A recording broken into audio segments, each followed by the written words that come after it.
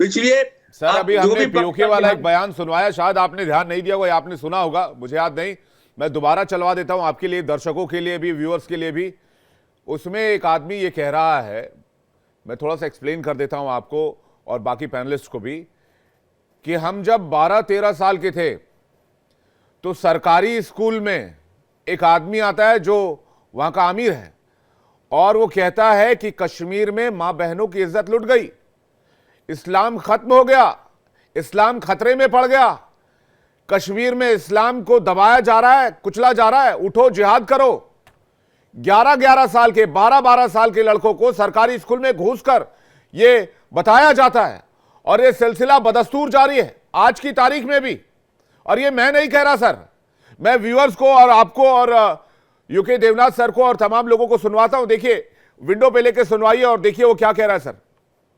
9th class में था मैं, 9th क्लास में, देखिए स्कूल में मैं पढ़ रहा हूँ 9th क्लास में, और गवर्नमेंट स्कूल में जैश ए मोहम्मद का एक दहशतगर्द वहां पे आके हमारी असेंबली में तकरीर करता है कि जवानों, कश्मीर में माओ बहनों की इज्जतें लुट गई, इस्लाम लुट गया, उठो।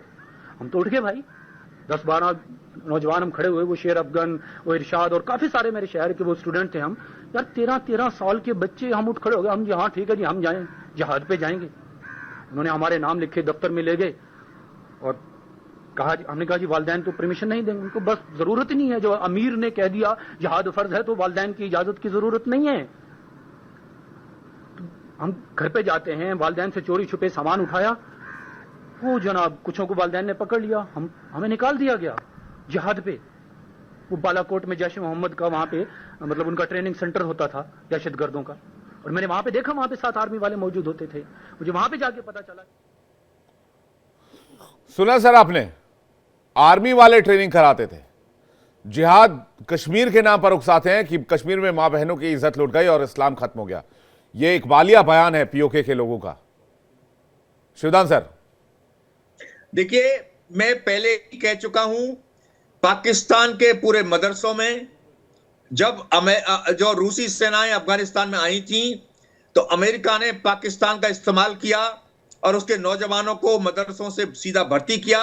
CIA, जो पाकिस्तान की इंटेलिजेंस एजेंसी है, उसके डायरेक्शंस में इनको ट्रेन किया गया और छापामार की तरह तैयार किया गया, और आतंकी तालिबान के नाम से इन्हें अफगानिस्तान में भेजा गया। अभी पाकिस्तान के ये भी जो नौजवान जो थे, भूतपूर्व सैनिक हैं, ये इन्होंने खुद सारा बात बताई है, और ये बात पूरी दुनिया को पहले से पता है, और उनके खुद मिनिस्टर ने ये बात को स्वीकार किया है कि किस प्रकार से पाकिस्तान के अंदर पिछले 30 साल से ये आतंकवाद की ट्रेनिंग दी जा रही थी, और जिसके कारण आज पाकिस्तान इतना बर्बाद हुआ है।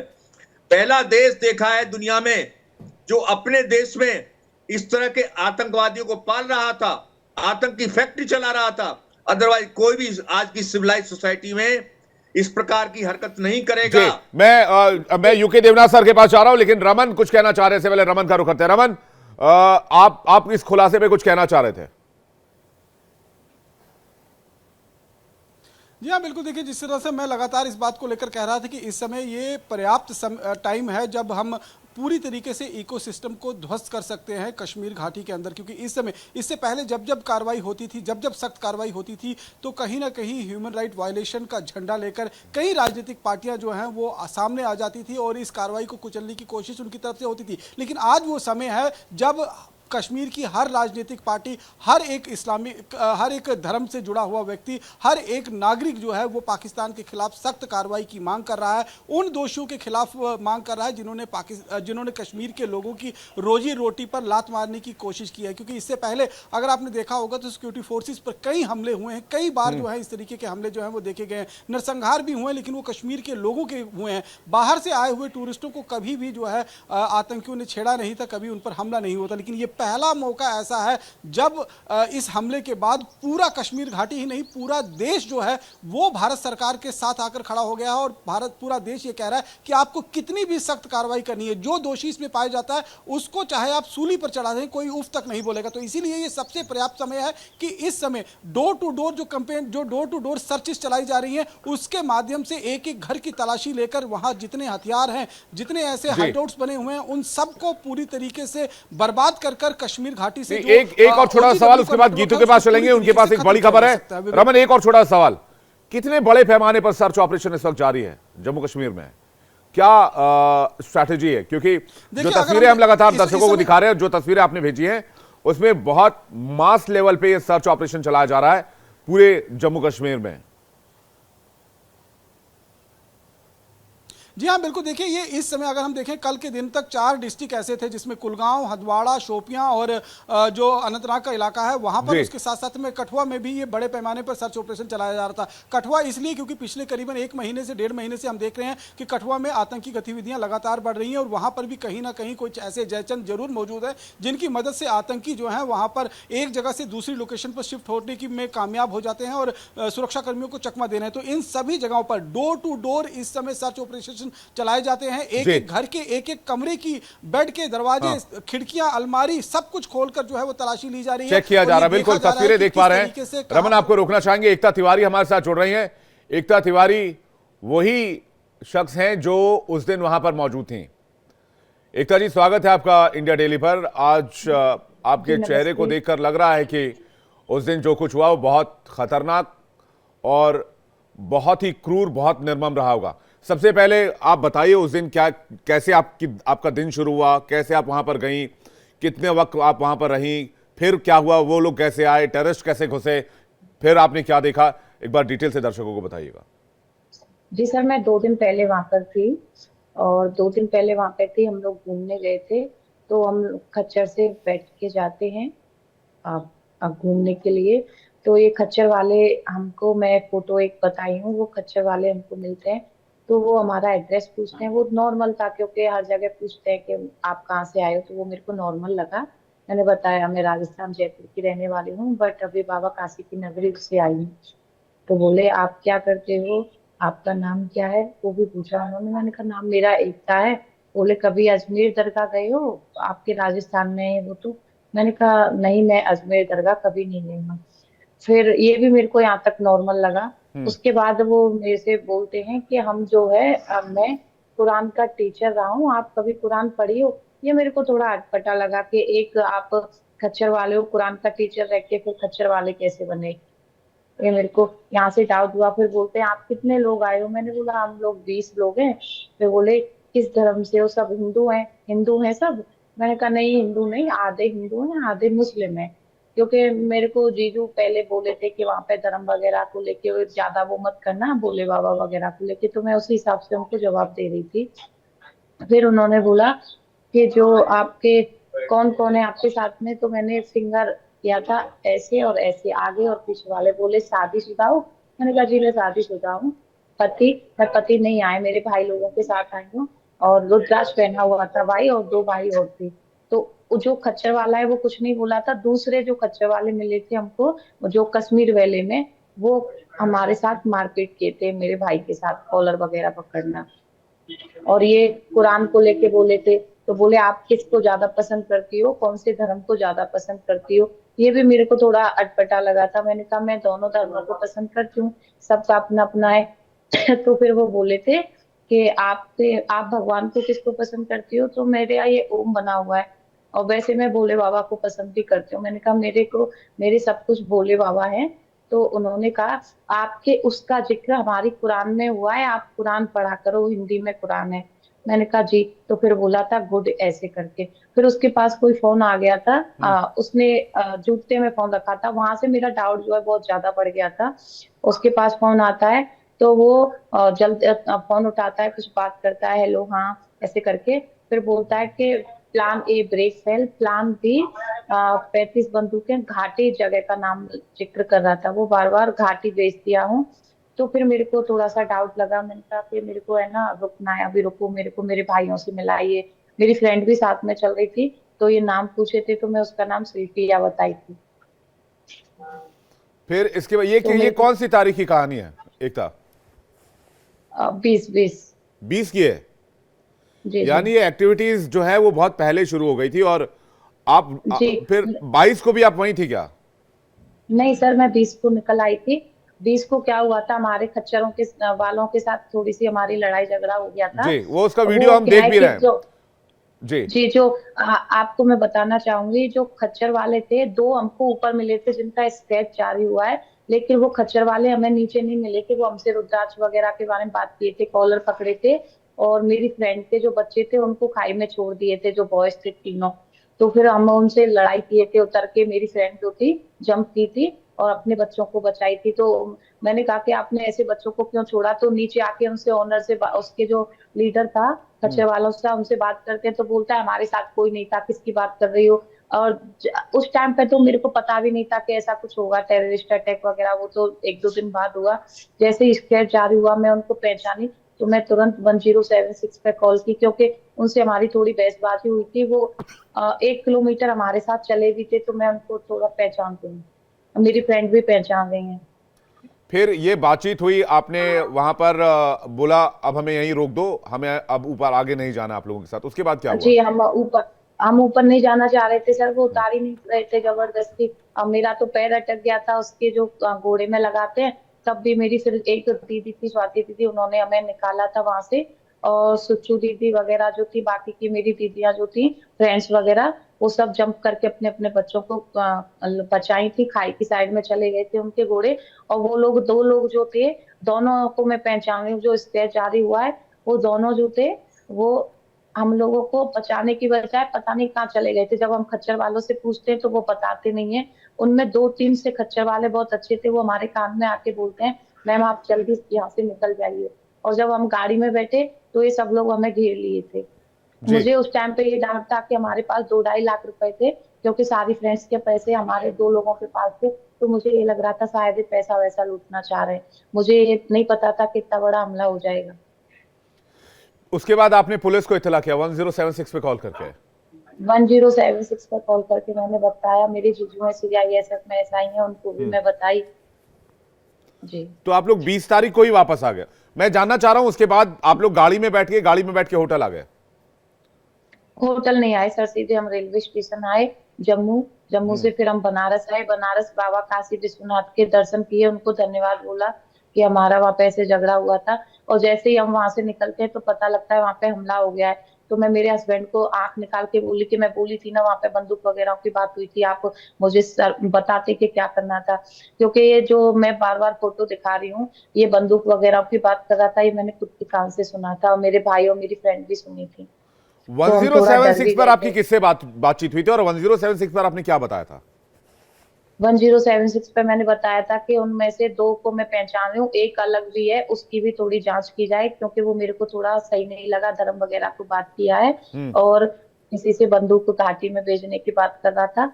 तो मैं उनको ये चीजें बताई, लेकिन 1076 पे मेरी बात किसी ने नहीं सुनी। हाँ हाँ करके मेरा फोन काट दिया। एक मैम से बात हुई थी। 1076 पर आपने 20 तारीख को ही यह बता दिया था कि यहां पर कुछ सस्पिशियस नहीं गतिविधि सर, चल रही। 20 तारीख को नहीं, 20 जी। तारीख को फोन चालू नहीं था, क्योंकि वहां पे पठानकोट से फोन ब्लॉक हो जाता है, नेटवर्क नहीं पकड़ रहा था। सिर्फ हम जैसे यहाँ पहुंचे थे तुरंत सबसे पहले मैं बताई थी। जम्मू पहुंचे, ये कब की बात है? जब आपने कॉल कब किया था? मैंने बनारस पहुंच के सबसे पहले कॉल किया था। बनारस पहुंचने के बाद आपने कॉल किया था, यानी कि आतंकी हमले से पहले आपने कॉल किया था? नहीं सर, आतंकी हमला हो गया था, एक फ्लैश देख के तभी तो कॉल किया था कि मैं इनको पहचान लूं। अच्छा, नहीं फिर आपसे पुलिस ने आपसे कब पूछताछ की? पुलिस ने तो कुछ SP सर वगैरह ने उस दिन पूछताछ की थी, बाकी का कोई खास पूछताछ नहीं। मैं उनको कुछ बातें थी जो मैं सबके सामने नहीं बताना चाहती हूँ, अकेले में बताना चाहती हूँ। कोई भी मैं चाहती हूँ कि वो मेरे से पूछे और मैं बताऊं उनको सारी चीजें, और मेरी फ्रेंड्स भी उनको अकेले में बताना चाहते हैं। लेकिन आपने जम्मू रेलवे स्टेशन पहुंच के कॉल क्यों नहीं किया? वहां पर भी नेटवर्क इशू था कुछ?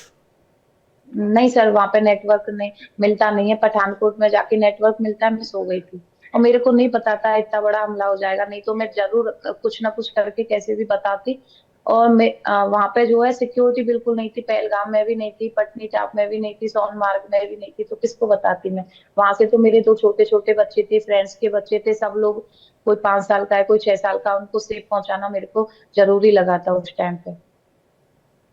और एक बात और, आपने सिक्योरिटी की बात की, मैं सिक्योरिटी पॉइंट ऑफ व्यू से पूछ लेता हूं, आपको कहीं कोई सिक्योरिटी फोर्सेस के लोग नहीं दिखे? कहीं कोई चेक पॉइंट नहीं दिखा? कोई भी चेक पॉइंट नहीं था। एक जगह पहलगाम की जब एंट्री करते हैं हम, वहां पे चेक पॉइंट था, लेकिन कोई भी नहीं था वहां पे, खाली था वो। और बाकी की जगह पे भी आप देखोगे, आप 17, 18, 19 और 20 चारों दिन सर्च कर सकते हो, कोई भी नहीं था। पहलगाम, सोनमार्ग, पटनीटाप, तीनों जगह। श्रीनगर का जो टनल बना है वहां तक सिक्योरिटी थी, उसके बाद कोई सिक्योरिटी नहीं थी। अच्छा, वो लोग कोडवर्ड में कुछ बात कर रहे थे, आपने थोड़ी देर पहले बताया, जी वो क्या बातचीत जी, थी? प्लान ए ब्रेक फेल, वो कुछ बात किया था। और 35 बंदूकें बेच दिया हूँ घाटी में, घास के बॉक्स में, ऐसे कुछ बात किया था। यानी कि वो कुछ हथियारों की या फिर पर्यटकों की बात कर रहे थे, वो इन्फॉर्मेशन कहीं भेज रहे थे कि इतने पर्यटक अभी मौजूद है और यहाँ सिक्योरिटी फोर्स नहीं है। जी, मैंने जो सुना वही बताया। वो क्या बोला था कोड वर्ड, और वो मैं नहीं जी, समझ पा रही हूँ, लेकिन ये वर्ड बोला था वो। एक आखिरी सवाल आपसे जानना चाहेंगे, पुलिस से आपकी क्या बातचीत हुई? सर वही वो पूछे कि कौन थे, कैसे से, किस किस को पहचान लो, बस। और ये जो आपने वीडियो जारी किया है जिसमें ये शख्स दाढ़ी वाला दिख रहा है, इसने आपके साथ बदतमीजी की थी या ये हथियार लेकर ये घूम रहा था? ये हथियार लेके नहीं, इसके चाकू था एक पैर में। और ये जो है पूछता हम लोगों से कुरान की पूछा था कि कुरान पढ़ते हो कि नहीं पढ़ते हो, और यही धर्म को लेके पूछा था, और यही किसी से फोन अच्छा, से खच्चर, बात कर ये रहा खच्चर था। वाला था? हाँ जी। और 2 लोग जो मिले थे वो ऊपर में मिले थे, कश्मीर वैली में। अच्छा, वो ऊपर मिले थे आपको, वो जी नीचे नहीं जी, थे? नहीं, ठीक है। कश्मीर वैली करके एक हम्म जगह आती है, वहां पर हम्म। मिले थे। और कहीं सिक्योरिटी फोर्सेस को डिप्लॉय आपने नहीं देखा? अगर मिलते तो आप उनसे जरूर अपनी बात, अपनी जी तकलीफ जी। कह पाते। अरे तो हमारे साथ, हमारी ऐसे, मेरे तो यहाँ पे मारा गया था वो थप्पड़, और भाइयों की कॉलर वगैरह पकड़ी हुई थी। अगर होती तो वहां पे ये सारी चीजें भी नहीं होती ना। मेरी बेटी बेटा इतने डर गए थे कि फीवर हो गया उनको। एक बच्चा तो मेरी फ्रेंड का भी सदमे में ही है, 7 साल का है। तो आप लोग भी काफी डरे हुए लग रहे हैं अभी तक। जी, डर डर तो है ही। अभी तो ये डर है कि सिक्योरिटी को लेके कहीं कोई कुछ कर ना दे। सारे रिश्तेदार सब बोल रहे हैं कि आपको कुछ हाल तो कर सकते हैं, आपको मार दिया जाएगा वगैरह वगैरह, तो नहीं थोड़ा नहीं डर नहीं है। और मेरे जी नहीं, सिक्योरिटी फोर्सेस पर और भारत के जवानों पर भरोसा रखिए, ऐसा तो नहीं कुछ होगा जहां तक इस देश की सुरक्षा की बात है, क्योंकि देश में हम सभी लोग सर, एक सुरक्षित। होना तो ये भी नहीं था कि टूरिस्टों पर अटैक हुआ, वो भी नहीं होना था नहीं, ना, जो हुआ ना। सर्कमस्टांसेस आप बता रहे हैं वो चौंकाने वाली बात है कि सस्पिशियस जी एक्टिविटी चल रही थी, वहां पर सिक्योरिटी फोर्सेस के चेक पॉइंट्स नहीं थे, लोग कम थे। ये एक बहुत बिल्कुल गंभीर सर। बात है और ये 20 तारीख की बात है। कम नहीं सर, बिल्कुल पोस्ट थी नहीं, बिल्कुल भी नहीं थी। पहलगाम, पटनीटाप, आप चाहे तो मैं कुछ वीडियोस वगैरह रास्ते में जाते हुए बनाई हूँ, उनमें भी आप देख सकते हो, कहीं नहीं दिखेंगे। और आप चाहे तो सीसीटीवी फुटेज वगैरह वहां की निकाल नहीं, सकते हो। आपके पास ये जो तो भी मैं वीडियोस है ना 100%। एकता, एक काम कीजिएगा, आप वो जी हमें जी भेज दीजिएगा, तो हम उस हिसाब से उन वीडियोस को चलाएंगे भी, और जो लोग इसके लिए जिम्मेदार हैं, क्योंकि एक खबर ये जी भी आई कि जो टूर ऑपरेटर्स हैं उन्होंने जी पहलगाम और बाकी जो जगह हैं उनके लिए बगैर परमिशन लिए उन जगहों को जी पर्यटकों के लिए खोल दिया, वहां पर्यटकों को लेकर गए। सर, बिना परमिशन के कैसे जा सकते हैं? वो यूनियन वाले जो होते हैं, हम्म वो तो गवर्नमेंट से ही वो लेते हैं ना, तभी तो वो पहचान पत्र लेके और वो लेके वहां पे जाने देते हैं ऊपर। बेशराना में तो बिना उसके कैसे परमिशन के हुआ? और इतनी बड़ी जगह, और वहां पे एक एक दिन में 10,000 लोग जा रहे हैं, तो वहां पे सिक्योरिटी नहीं थी, तभी तो उन लोगों को पता नहीं लगा, गवर्नमेंट को। एकता, आप हमारे साथ बने रहिएगा, मैं अपने सहयोगी रमन को, इसमें जो हमारे संवाददाता हैं जम्मू कश्मीर से, मैं उनको इन्वॉल्व करूंगा, वो बेहतर जी इसको एक्सप्लेन कर पाएंगे। रमन, ये बहुत बड़ा खुलासा है इंडिया डेली पर, और जो बातें एकता ने बताई हैं वो बहुत सीरियस है, बहुत गंभीर है। जी हाँ, बिल्कुल। देखिए, एकता के खुलासे के बाद ही जब ये आतंकी हमला हुआ, और उसके बाद जब एकता ने ये खुलासा किया कि एक घोड़ा वाला जो इनको लेकर जा रहा था, उसकी तस्वीरें भी इनके कैमरे में कैद हुई थी, उसके बाद ये जब सोशल मीडिया पर वायरल हुई तो पुलिस ने बाकायदा उसको गिरफ्तार किया। इसकी पहचान जो है एजाज अहमद जुंगल के नाम से हुई है। ये son of Ghulam Nabi jungle, आरो घोईपुरा, राजधान गांदरबल, सोनमर्ग का रहने वाला है। तो ये शख्स जो है, पुलिस ने जब इससे पूछताछ की है, अभी मेरी कुछ पुलिस के अधिकारियों से जो बातचीत हुई है, उनका ये कहना है कि देखिए जिस तरीके से इसकी एक्टिविटीज़ थी वो शक के आधार पर जरूर थी, लेकिन इसके पास एक सर्टिफिकेट है, वो सर्टिफिकेट है कि ये 70% जो है दिमागी तौर से कह सकते हैं कि अक्षम है और कहीं ना कहीं मेंटली डिस्टर्ब ये आदमी जो है इसको बताया जा रहा है। ये पुलिस का वर्जन नहीं, लेकिन जो बात वो बता रही है कि वो मेंटली डिस्टर्ब, हम लोगों को मार दिया जाता तो आप तो बोल देते मेंटली डिस्टर्ब। हमारे बच्चे कितना डरे हुए हैं उसका नहीं सोचे हो, मेंटली डिस्टर्ब हो गया। कुरान का पूछता है, कुरान का बोलता है मैं टीचर रहा हूँ, मेंटली डिस्टर्ब कैसे हो गया? हाँ, उनको और घोड़े खच्चर वालों को तो बकायदा लाइसेंस जारी किया जाता है, लेकिन अगर कोई मेंटली डिस्टर्ब है तो उसको लाइसेंस कैसे मिल गया? मेंटली डिस्टर्ब था तो क्यों खच्चर चला रहा था वहां पे? क्यों हमारे बच्चों को मारने की कोशिश किया? ये मेंटली डिस्टर्ब था तो क्यों ये कुरान के बारे में बात कर रहा था? अगर मेंटली डिस्टर्ब था तो क्यों इसने सिर्फ कुरान की बात नहीं की? धर्मवाद ये था ना, वहाँ पे हम तो नहीं कर रहे थे, हम तो नहीं पूछे आप मुस्लिम हो या कौन से धर्म से हो क्या हो? और रमन, ये मेंटली डिस्टर्ब था, लेकिन इसे पता था राजस्थान में अजमेर शरीफ दरगाह है और ये पूछ रहा था आप वहां जाती हैं क्या? पता था, कैसे पता था सर इसको कि अजमेर दरगाह वहाँ पे आप जाते हो कि नहीं जाते? ठीक है।